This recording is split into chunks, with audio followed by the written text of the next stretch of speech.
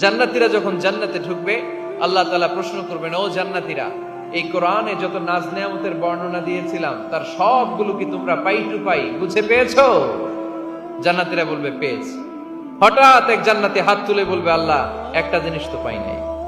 সবাই বলে পাইছি, তুমি পাও নাই। কি পাও নাই? কয় আমনেরই তো পাই নাই, আপনাকেই তো পাই নাই। সব দেখলাম, সব খাইলাম, সব দেখলাম, কিন্তু আপনারে তো দেখলাম না। আল্লাহ তাআলা তখন বিশাল জান্নাতের এক কনফারেন্স রুমে সবাইকে বসিয়ে আল্লাহর দিদার মানুষকে দেখাবেন। আল্লাহ তাআলা তার গোপন সৌন্দর্যকে সেদিন জান্নাতীদের সামনে প্রকাশ করে দেবেন। আল্লাহর হাবিব বসবেন ওই কনফারেন্স রুমে সবার সামনে। আল্লাহর হাবিবের পেছনে বসবে অন্যান্য নবীরা, তারপরে সোহাদা, সালেহীন, আউলিয়া সবাই বসবে ওই জান্নাতের কনফারেন্স রুমে। আমরাও যেন বসার জায়গায় পাই, আল্লাহ তুমি তৌফিক দিয়ে দিও।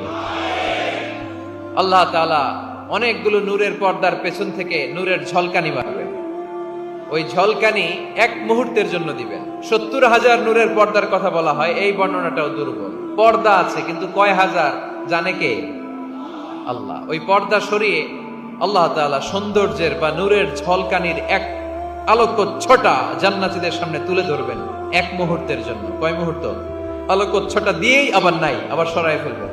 ওই এক মুহূর্ত দেখে জান্নাতীরা পাগল হয়ে যাবে, অপলক নেত্রে তাকিয়ে থাকবে এইভাবে, চোখের পলক ফেলবে না, চোখ মেলে তাকিয়ে আছে। কিন্তু সামনে কিন্তু আল্লাহর নূর আর নাই, কারণ ওইটা আসছিল কয় মুহূর্তের জন্য? এক মুহূর্ত পরে নাই। কিন্তু কি যে দেখলাম, কত সুন্দর! কোটি কোটি বছর এরকম অপলক নেত্রে জান্নাতীরা তাকিয়ে থাকবে। ইন্নাল্লাহা জামিলুন ইউহিব্বুল জামাল। আল্লাহ নিজে সুন্দর, সৌন্দর্যকে পছন্দ করেন। আল্লাহর চাইতে সুন্দর কিছু হতে পারে? চিল্লায় বলেন পারে?